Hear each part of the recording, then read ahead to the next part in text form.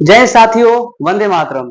जितने भी हमारे इंडियन एयरफोर्स एक्स वाई और मेडिकल असिस्टेंट के कैंडिडेट्स हैं जो इस बार 2026 का फॉर्म फिलअप किया है और वो चाहते हैं कि हमारा फेस वन बहुत अच्छी तरह से और बहुत अच्छे मार्क्स से वो लोग कंप्लीट कर पाए, तो आज मैं उनके लिए ये वीडियो लेकर आया हूँ।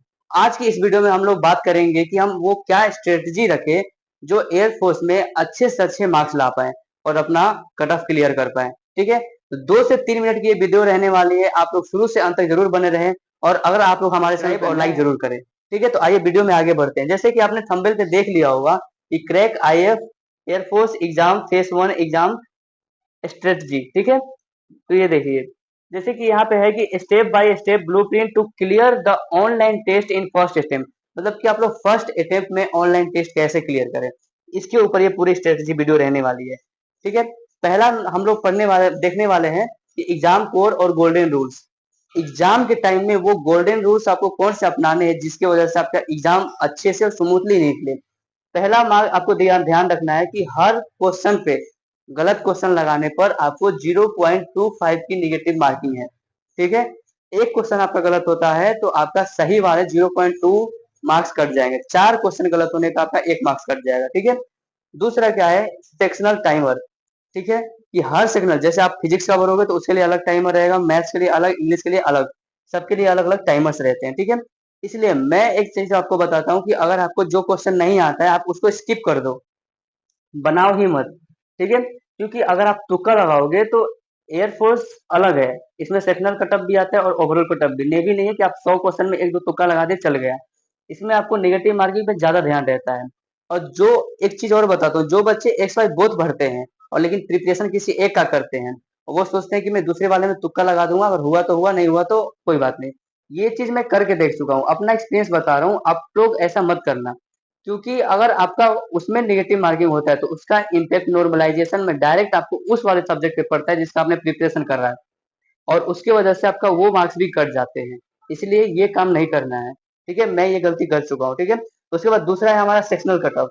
सेक्शनल कट ऑफ आपको जैसे होगा कि ओवरऑल पास होने के साथ साथ आपको सब्जेक्ट में भी पासिंग होना अनिवार्य है। मतलब फिजिक्स का अलग सेक्शनल, जैसे मान लो 6.5 हो गया फिजिक्स मैथ का, और उसके बाद इंग्लिश का आपका 8 या फिर 9 कभी कभी हो जाता है सेक्शनल कट ऑफ। ठीक है, उसके बाद एक्यूरेसी ओवर स्पीड, मतलब कि आपको स्पीड के साथ साथ एक्यूरेसी भी रहना चाहिए।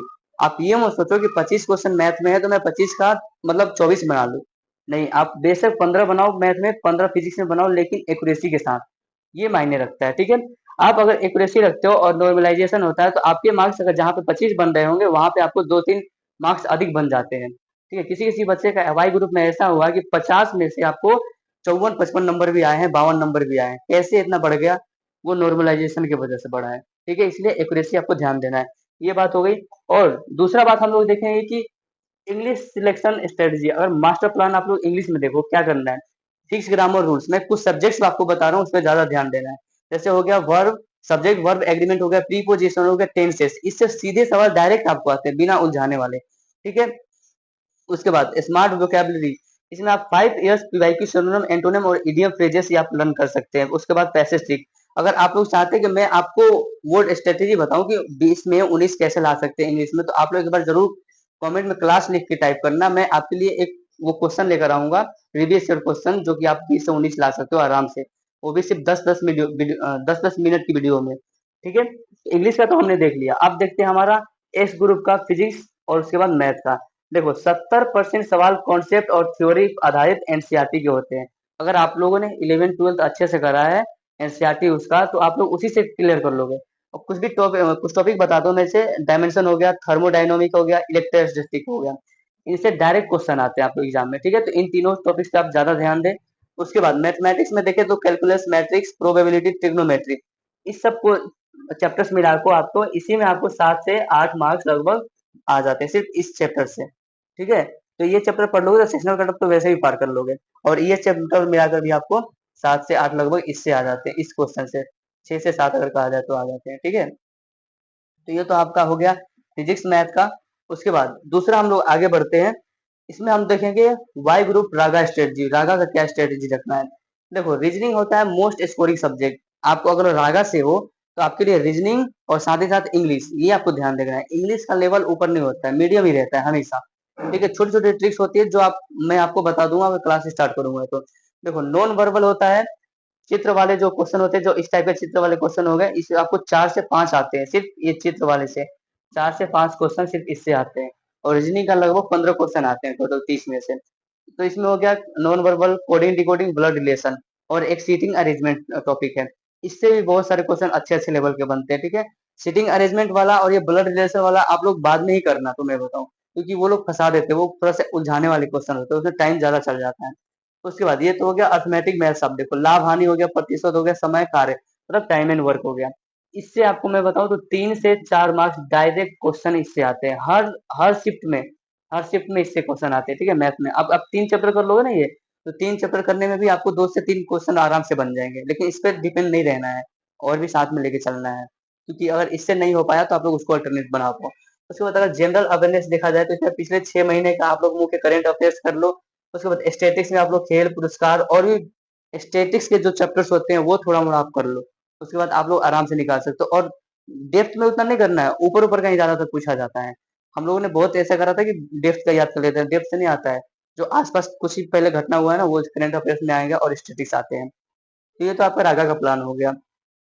ठीक है, उसके बाद फाइनल 30 डे का प्लान क्या है कि अगर आपके पास 30 दिन बचे हुए हैं, तो 30 दिन में ऐसा क्या करें जो फेस वन हम अच्छे से पास करें। तो देखो, फाइनल 30 डे एक्शन प्लान, आखिर के दिनों में हमें क्या करना है। डेली मॉक टेस्ट लगाना है, रोज एक ऑनलाइन मॉक टेस्ट लगाए, ताकि स्क्रीन टाइमर के साथ प्रेशर हो और प्रेशर को आप लोग हैंडल कर सको, टाइम के हिसाब से आप लोग अपना क्वेश्चन बना सको। ठीक है, उसके बाद मिस्टेक्स को एनालाइज करो, टेस्ट होने के बाद गलत हुए सवालों को दोबारा से आप लोग सॉल्व करें, कहीं पे सर्च करके या फिर किसी से पूछ के। ठीक है, उसके बाद स्किप स्ट्रेटजी आपको क्या करना है, जो सवाल 45 सेकंड में ना बने, शुरू में मैंने बताया था 45 सेकंड में ना बने उसे तुरंत छोड़ देना है, स्किप कर देना है। भले आप लोग लास्ट में आके देख लो, या फिर अगर नहीं हो पा रहा है तो उस वक्त आप छोड़ दो, लेकिन गलत नहीं करना है। ठीक है, स्पीड के साथ एक्यूरेसी भी दोनों मायने रखता है। ठीक है, तो कैसा रहा ये वीडियो। अगर आप लोग चाहते हैं कि इंग्लिश में मैं आपको 20 में से 19 मार्क्स लाने का स्ट्रेटजी क्लास लेकर आऊं, तो आप लोग एक बार जरूर मुझे कमेंट करें, और कोई भी डाउट सब बेझिझक आप लोग कमेंट करें, आप लोगों को कमेंट का रिप्लाई जरूर मिलेगा।